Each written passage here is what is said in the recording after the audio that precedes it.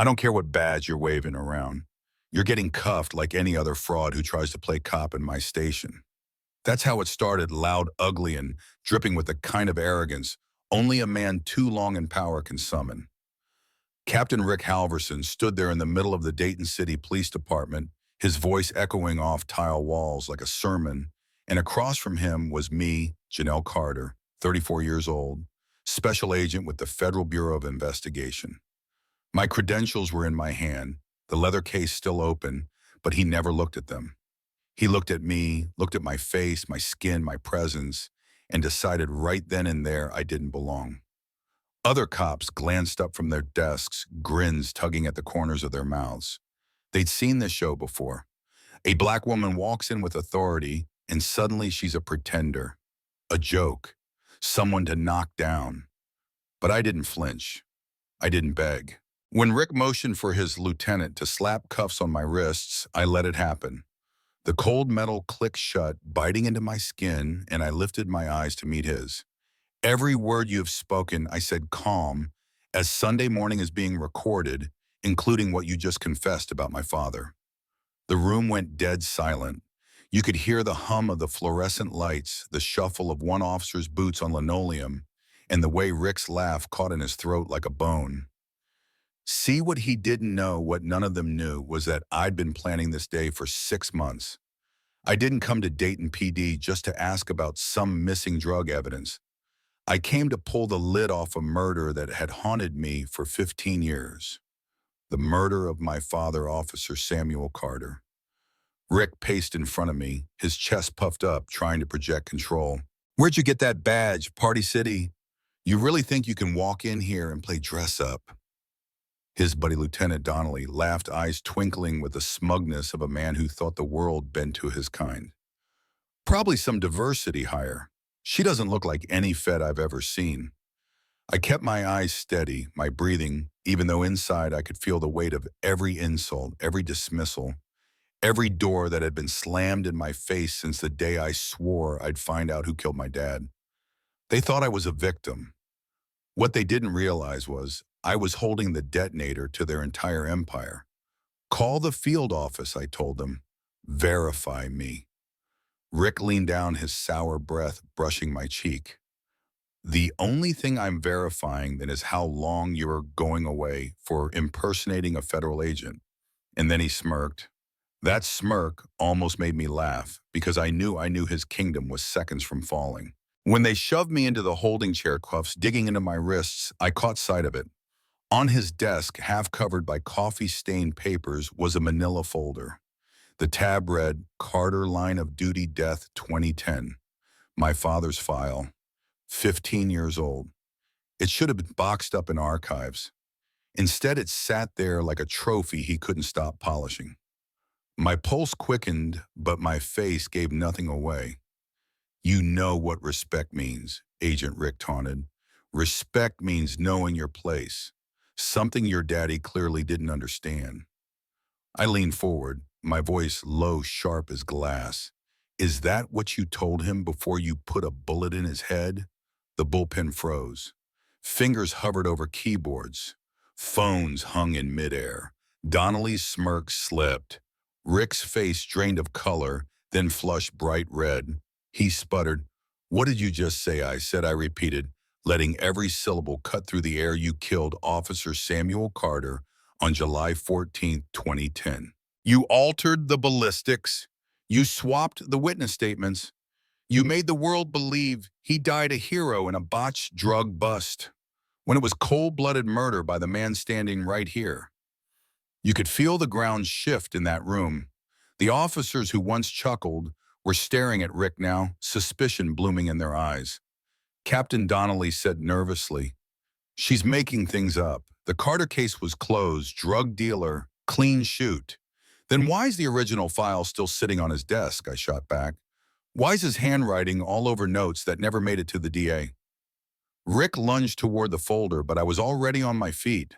The cuffs rattled, but I planted my hand on top of it, pressing down. "Not today, Captain." The station phone rang. He picked it up, muttered Halverson speaking, And I watched his posture collapse as the voice on the other end identified itself, FBI headquarters, asking about one of their agents overdue to check in. When he hung up, sweat rolled down his temple. His bluster was crumbling, and I pressed harder. Respect. Captain, you think respect is earned by stealing cash from evidence lockers? By running your own racket out of this department? My father was about to expose you, and you silenced him. Lies, he barked, but his voice cracked. Then open the file, read the original ballistics report out loud. Tell everyone why it doesn't match the one you filed with the state police. His hand hovered shaking. He couldn't do it. And everyone in that room knew exactly why. That's when the doors opened and in walked my supervisor, Agent Daniel Brooks, flanked by two agents. Calm, composed, authoritative. I believe you've got one of my agents handcuffed, he said, flashing his credentials. The tide turned instantly. Donnelly fumbled for the keys, his hands trembling as he unlocked my cuffs. The moment the metal dropped from my wrists, the entire balance of power shifted. I was no longer prey. Rick Halverson was. I placed my palm flat on the file again. Evidence of a 15-year-old murder, sir, I told Brooks. And I believe the captain here is about to confess. Rick tried to laugh, but it came out strangled. This is a setup. She's framing me. I pulled a small digital recorder from my jacket pocket. Its red light blinked steady. Every word since I walked in here has been captured. Every slur, every denial, every slip of the tongue. And before you say it's inadmissible, let me assure you public officials conducting business in a public building have zero expectation of privacy. This is federal evidence. The look on his face, I'll never forget it.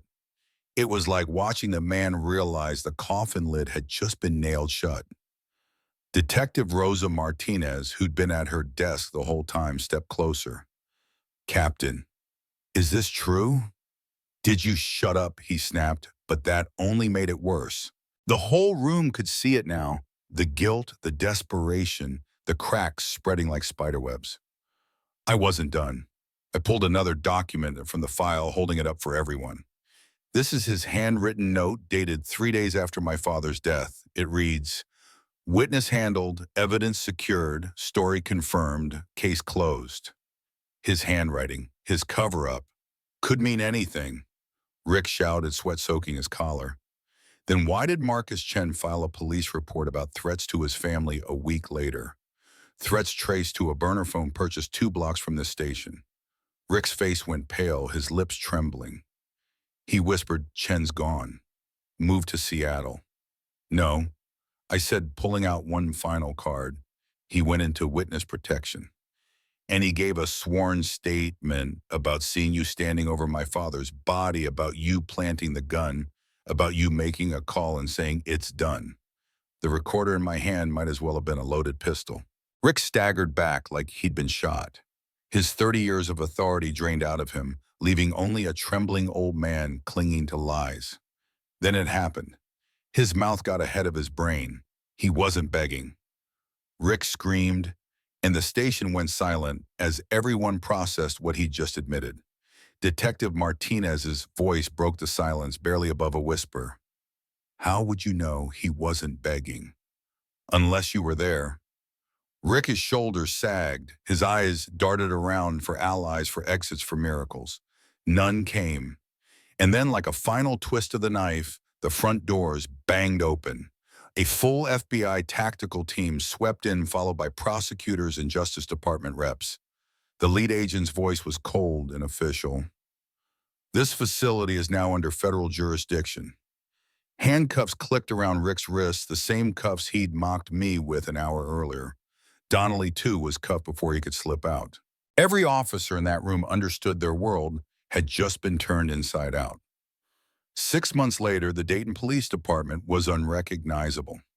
Federal oversight had gutted the corruption, rebuilt the structure, and for the first time in decades, people in that city could believe in their cops again. I stood in the new lobby staring at the memorial wall. My father's plaque had been rewritten to tell the truth. Officer Samuel Carter, murdered while investigating corruption, gave his life defending integrity. Detective Martinez, now the acting captain, walked up beside me. We nailed Halverson and Donnelly. Life in prison, no parole for Rick. 20 years for Donnelly, 14 others charged, 87 convictions overturned, retrials underway. She paused, searching my face. Worth it. 15 years of your life for one man's downfall. I let the question hang. Was it worth it? My father always said, justice delayed is justice denied. And for 15 years, justice was denied to him, to every victim of Rick's corruption. Bringing him down wasn't revenge, it was setting the balance right. Just then, a young recruit walked up. Couldn't have been more than 22. She pointed to my father's plaque. He's the reason I joined. They told us in the academy about what he did and about his daughter who never stopped fighting for justice. I want to serve like that. Her name was Jessica Chen, niece of the very witness Rick had tried to bury. The circle was complete. So yeah, it was worth it, because my father didn't die in vain. Now I'll ask you, when you see corruption, when you see power used to crush the people it's supposed to protect, do you stay quiet or do you fight back, even if it takes years, even if it costs you everything? Drop your thoughts in the comments. Tell me what justice means to you, what you've witnessed in your own communities.